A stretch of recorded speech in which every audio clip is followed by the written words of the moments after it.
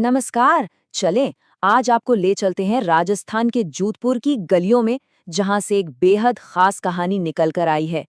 ये कहानी है घुड़ला नृत्य की। पर ये सिर्फ एक डांस नहीं है, बल्कि ये तो इतिहास के पन्नों में दर्ज हिम्मत और जीत का एक जीता जागता सबूत है। तो आइए इस अनोखी परंपरा की दुनिया में उतरते हैं। और सबसे मजेदार बात पता है क्या है? ये पूरी कहानी किसी किताब से नहीं, बल्कि सीधे इस एक हाथ से लिखे हुए नोट से आ रही है। मतलब ये जानकारी परंपरा के दिल से निकली है, जो हमारी इस पूरी बातचीत को और भी सच्चा और खास बना देती है। जरा सोचिए, एक मटका जिसमें 100 छेद हैं और उसके ठीक अंदर एक अकेला दिया जल रहा है। अब कोई इसे सिर पर रखकर जब नाचता होगा तो चारों तरफ रोशनी के क्या कमाल के पैटर्न बनते होंगे, है ना? पर ये खूबसूरत नजारा आखिर किस कहानी को बयां करता है? यही वो सवाल है जो इस नृत्य की आत्मा है। तो चलिए सबसे पहले ये समझते हैं कि आखिर ये नृत्य है क्या, इसकी परफॉर्मेंस कैसी होती है और इसके पीछे का गहरा मतलब क्या है। ये प्रकाश का नृत्य आखिर दिखता कैसा है? देखिए, इस कला को जिंदा रखने का जो काम है वो किया है युवतियों और बालिकाओं ने। ये एक ऐसी विरासत है जो एक पीढ़ी से दूसरी पीढ़ी को सौंपी जा रही है। अच्छा, इसका जो पूरा प्रोसेस है ना, वो 3 बहुत ही सरल लेकिन गहरे स्टेप्स में होता है। सबसे पहले सिर पर छेदों वाला एक मटका रखा जाता है। फिर उसके अंदर उम्मीद की एक लौ जलाई जाती है, एक दीपक। और बस जैसे ही डांस शुरू होता है, घूमते हुए मटके से छन छन कर निकलती रोशनी की किरणें पूरे माहौल को जादुई बना देती हैं। और हाँ, ये जो छेदों वाला मटका है ना, इसी को कहते हैं घुड़ला। लेकिन ये सिर्फ मिट्टी का एक बर्तन नहीं है, ये प्रतीक है एक बहुत बड़ी जीत का, एक दुश्मन पर पाई गई विजय का, जिसकी कहानी अब हम जानने वाले हैं। तो अब आते हैं उस नाटकीय कहानी पर, जहां से इस नृत्य ने असल में जन्म लिया। ये कहानी है एक अपहरण की, एक बचाव मिशन की और एक जबरदस्त लड़ाई की।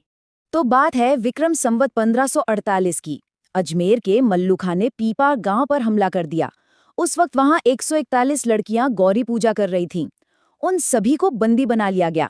अब ये दिल दहला देने वाली खबर जैसे ही जोधपुर के राजा राव सातलजी तक पहुंची, वो फौरन अपनी सेना लेकर निकल पड़े।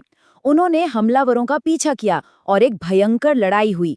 उस लड़ाई में राव सातलजी ने न सिर्फ उन सभी लड़कियों को छुड़ाया, बल्कि दुश्मन के सेनापति घुड़ले खां को भी मार गिराया। तो इस पूरे कहानी में 2 किरदार आमने सामने हैं। एक तरफ है राव सातलजी, जोधपुर के रक्षक, उद्धारकर्ता, हमारे हीरो। और दूसरी तरफ है आक्रामक सेनापति घुड़ले खां, जिसे अपनी क्रूरता की सजा मिली। मतलब अच्छाई और बुराई के बीच का एक सीधा टकराव। लड़ाई का अंत तो और भी ज्यादा नाटकीय था। जैसा कि हमारा सोर्स बताता है, घुड़ले खां का सिर काटकर उन बहादुर लड़कियों को सौंप दिया गया और फिर उन्होंने अपनी जीत के इस प्रतीक को एक थाली में रखकर पूरे शहर में घुमाया। असल में यहीं से इस अनोखे जीत के जश्न की शुरुआत हुई थी। तो सवाल ये है कि सदियों पुरानी ये ऐतिहासिक घटना आज एक जिंदा और इतनी सम्मानित परंपरा कैसे बन गई। चलिए देखते हैं कि इस विरासत को कैसे संभाला गया और इसे वो पहचान कैसे मिली जिसकी ये हकदार थी। इस परंपरा की लौ को आज तक चलाए रखने का बहुत बहुत बड़ा श्रेय जाता है जोधपुर के बुरुंदा में बने रूपायन संस्थान को। इस संस्थान ने एक गार्डियन की तरह घुड़ला नृत्य को न सिर्फ सहेज कर रखा, बल्कि उसे पूरी दुनिया के सामने लाने में एक बहुत बड़ा रोल निभाया, ताकि ये वीर गाथा कहीं खो ना जाए। और देखिए, हर बड़े काम के पीछे कुछ खास लोग तो होते ही हैं, है ना? यहाँ वो लोग थे कोमल कोठारी, देवीलाल सामर और महीशंकर गांगुली। इन जैसे लोगों ने इस लोकल डांस के अंदर छिपी ताकत को पहचाना और अपनी कोशिशों से इसे एक नेशनल स्टेज दिया।